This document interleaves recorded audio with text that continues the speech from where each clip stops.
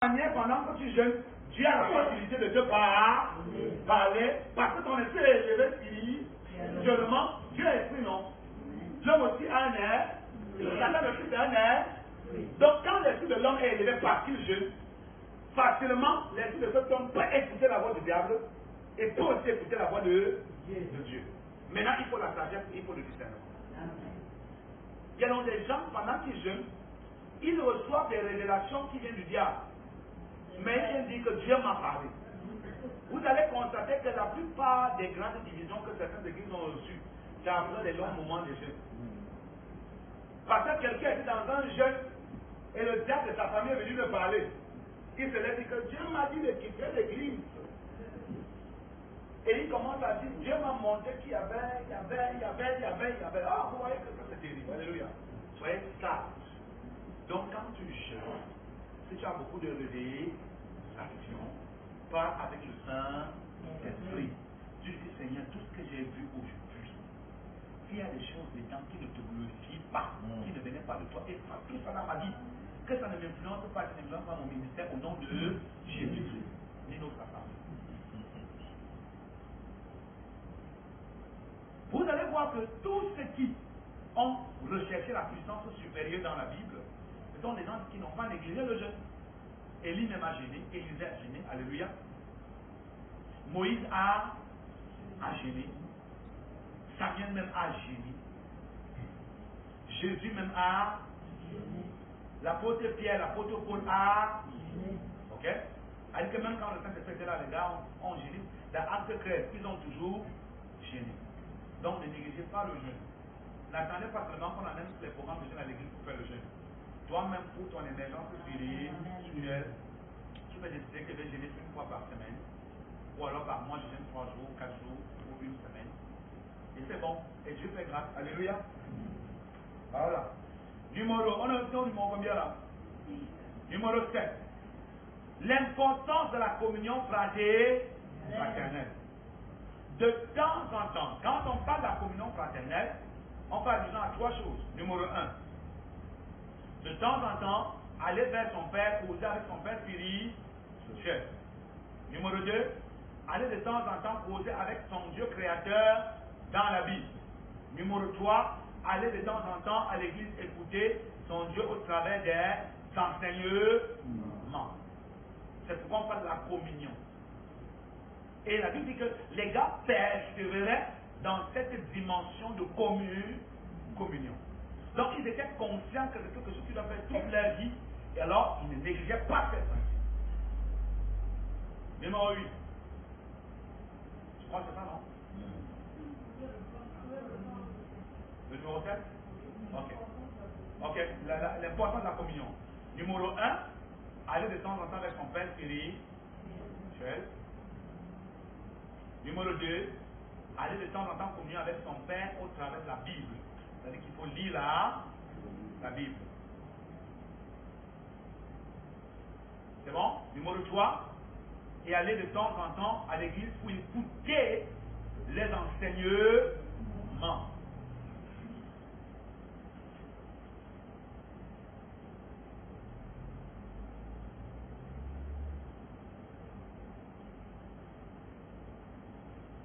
Nous sommes dans Acte 2:42, non?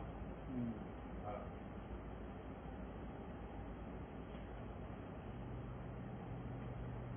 Ok?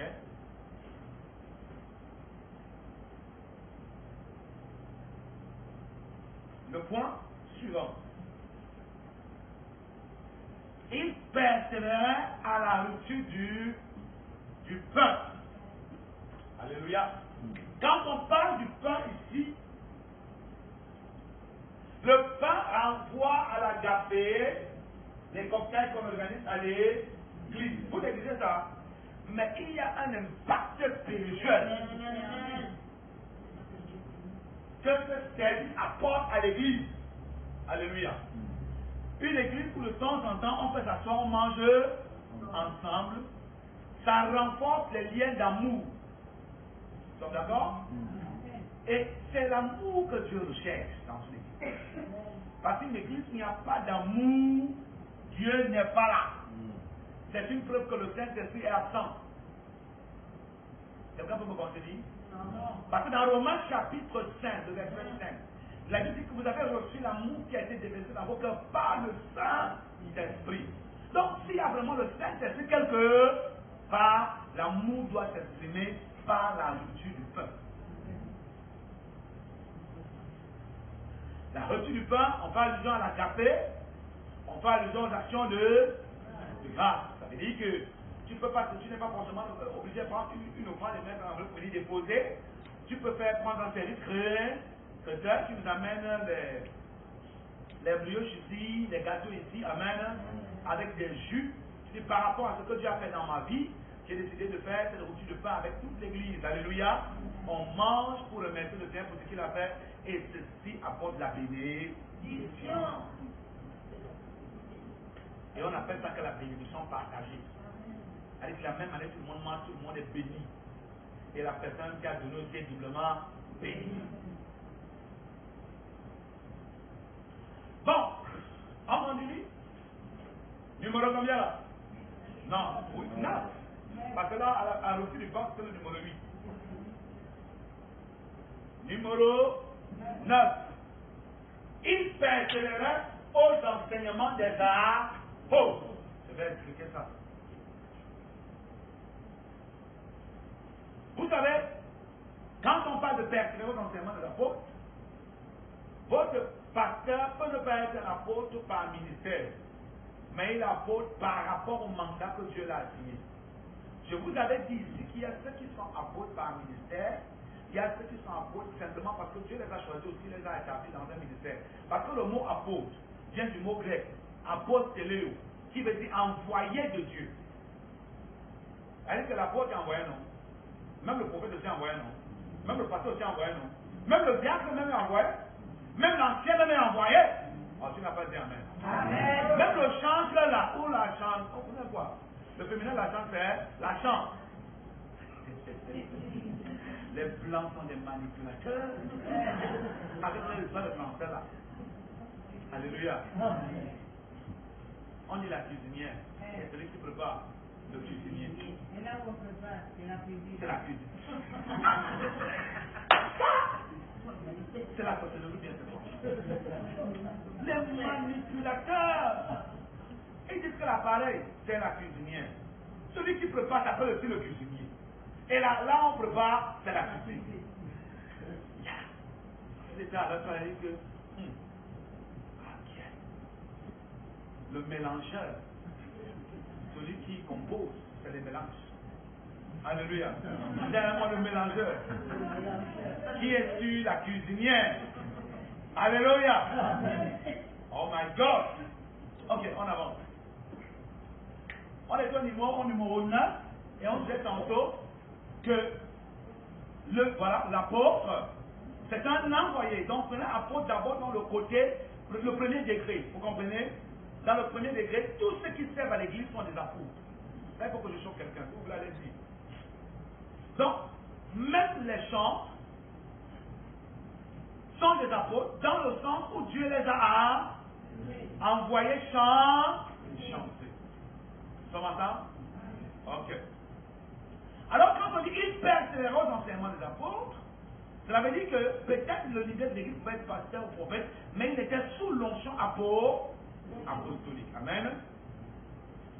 Et parler ainsi des enseignements, ça veut dire également que chaque disciple ou chaque serviteur de Dieu doit s'adapter aux enseignements qui sont proclamés dans son assemblée.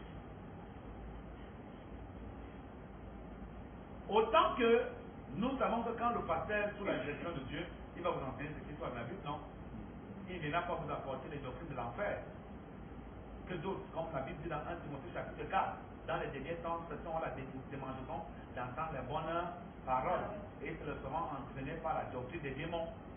Et c'est pourquoi vous avez des gens aujourd'hui ont la doctrine des démons. Quelqu'un dit, je prêche en ce matin sur le thème d'où les démons vont te vomir. Il commence. Premier démon, Kanatukum Aka. Deuxième démon, Bakam Aputa. Les noms que lui-même il invente pour vous intimider. Dis avec moi, hey! Parce que tu réponds à la question, ça veut dire qu'il y a un qui a pris tous les noms là où. Parce que montre-moi la Bible. Situe-moi là où il a dit que le démon là s'appelait Kalapotophage.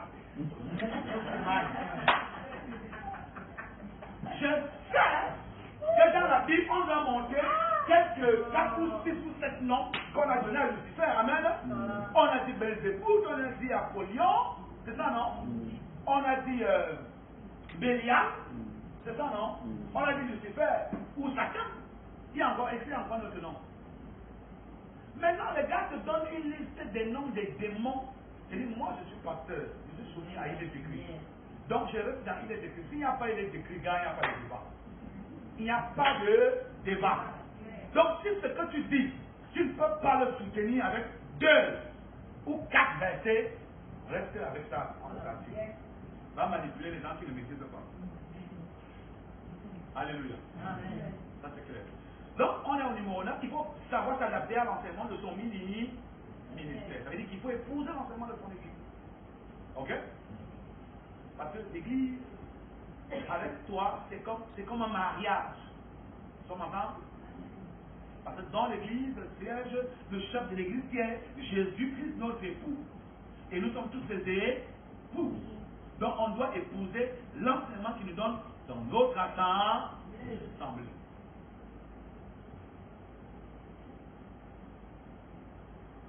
Numéro 10. Il faut savoir tout demander à Dieu. Tout ce que vous avez besoin dans votre vie de chrétien, de serviteur de Dieu, Dieu est capable